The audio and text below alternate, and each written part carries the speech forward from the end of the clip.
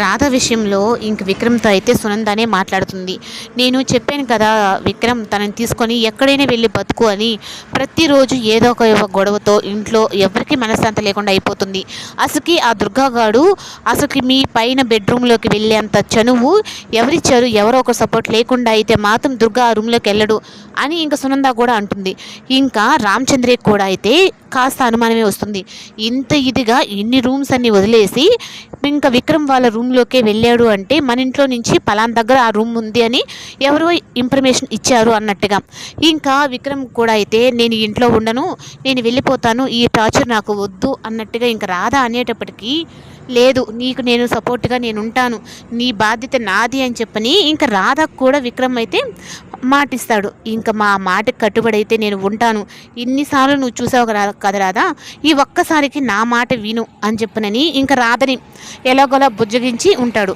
ఇంకా విక్రమ్ అయితే ఇంకా రాధ దగ్గర కూడా మా అమ్మ అన్నట్టు ఈ ఇంట్లోకి పలానా గదిలోకి నువ్వు ఉంటావని చెప్పనని అంత ఇన్ఫర్మేషన్ ఎవరిచ్చుంటారు, అక్కడి నుంచి ఆలోచించాలి అంటే ఇంకా రాధకైతే మాత్రం ప్రియా మీద అనుమానం వస్తుంది. ఇంకా అలా వచ్చిన తర్వాత ఇంకా ప్రియానైతే నిలదీస్తుంది. నువ్వే కదా ఆ దుర్గాని నా రూమ్లోకి పంపించింది అని చెప్పనని అనేటప్పటికీ నాకేం తెలుసు, నాకేం అవసరం అన్నట్టుగా అనేటప్పటికీ నువ్వు నీ హద్దుల్లో ఉన్నంత వరకే నీకు సేఫ్టీగా ఉంటుంది, నా జోలికి కానీ వచ్చావనుకో నీకు బాగుండదని చెంపదెబ్బ కొట్టు మరీ చెప్తుంది ప్రియాని.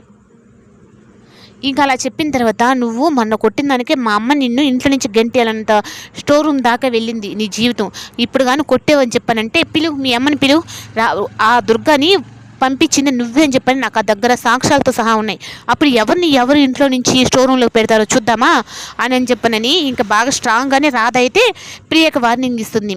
ఇంకా విక్రమ్ అయితే మాత్రం ఈ ఇంట్లో ఎవరో సపోర్టు తనకు ఉంది అని చెప్పని మళ్ళీ నేను ప్రియాని అని చెప్పనంటే ఇప్పటికే వాళ్ళ మధ్యలో గొడవలు ఉన్నాయి, మళ్ళీ ప్రియాని ఇంకా ఇబ్బంది పెట్టినట్టు అవుతుంది అని చెప్పని అయినా నేను ఇచ్చాను కదా సరిపోతుందిలే ఇంకొకసారి చేయదులే అని చెప్పి నేను అనుకుంటుంది. ఈ ప్రియ మాత్రం రాధ తనని కొట్టిందని నా చంపనే కొడతావా, నీ జీవితం మీదే కొడతా నేను దెబ్బ అన్నట్టుగా ఇంకా ప్రియ అయితే నేను ఇప్పుడు ఆ దుర్గా దగ్గరికి వెళ్ళి మాట్లాడుతుంది. నేనేం చెప్పానురా, నువ్వేం చేసావురా, అక్కడ మొత్తం తనని తీసుకెళ్ళేటట్టు చేయమన్నాను.